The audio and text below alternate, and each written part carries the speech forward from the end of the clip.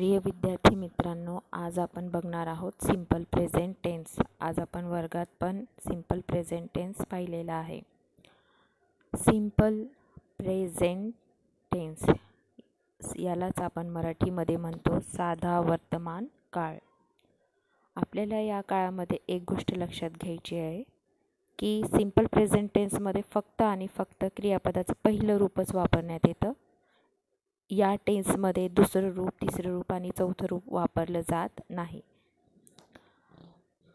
आपण वाक्य कसे बनवणार आहोत, पहिले सब्जेक्ट घेणार आहोत, मग क्रियापदाचं पहिलं रूप घेणार आहोत, मग ऑब्जेक्ट घेणार आहोत ज्याला की आपण कर्म म्हणतो आणि सब्जेक्टला आपण कर्ता म्हणतो, आणि मग कॉम्प्लिमेंट पूरक शब्द असेल तर आपण वाक्यामध्ये घेणार आहोत आणि पूर्णविराम देणार आहोत जेणेकरून आपलं वाक्य पूर्ण होणार आहे।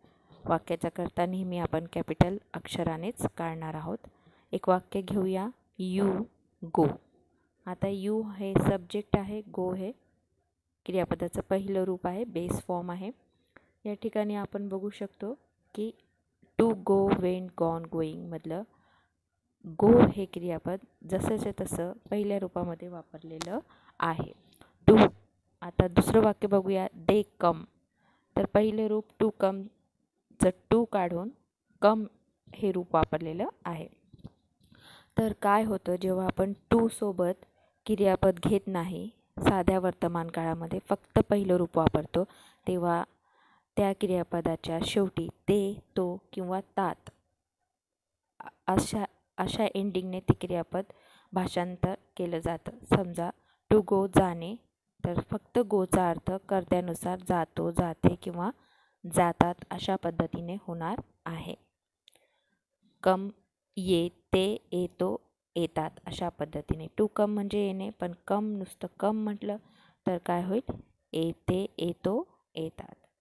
यू गो तू जातो, दे कम ते येतात अशा पद्धतीने आपण भाषांतर करणार आहोत, किंवा मराठीमध्ये अशा पद्धतीने वाक्य असेल तर आपण म्हणणार आहोत की हे साध्या वर्तमान काळाचं वाक्य आहे।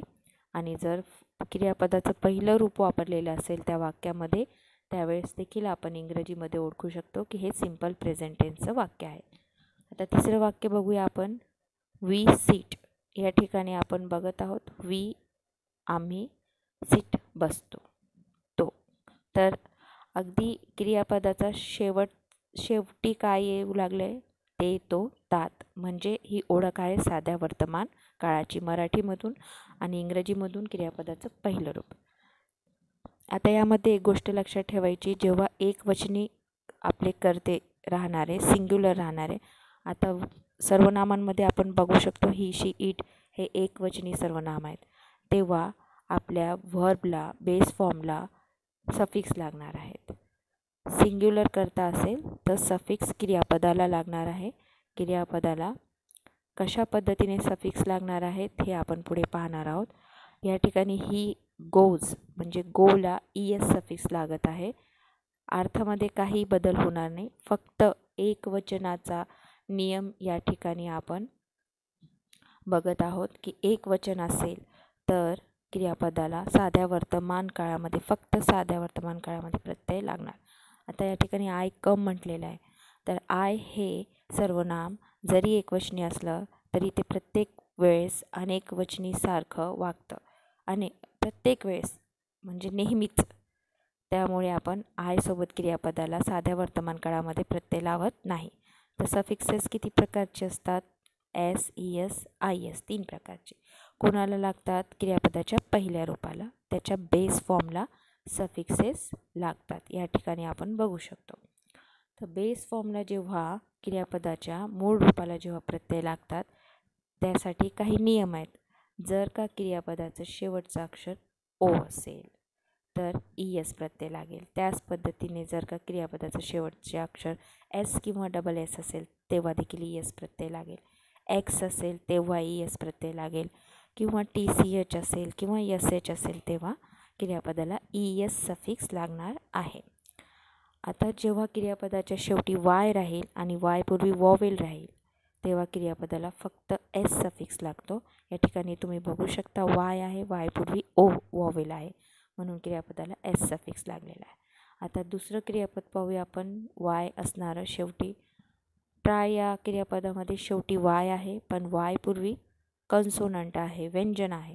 तर अशा वेळेस आपण काय करणार आहे, वायच्या जागी आपण आय ठेवणार आहोत आणि मग ES सफिक्स त्या ठिकाणी लावणार आहोत. शेवटी वाय क्रियापदाच्या जेव्हा असेल तेव्हा हे 2 नियम आपण वापरणार आहोत. आणि जर क्रियापद साधं असेल म्हणजे कमसारखं, तर डायरेक्ट आपण एस सफिक्स लावणार आहोत. कम्स, टेक, टेक्स अशा पद्धतीने.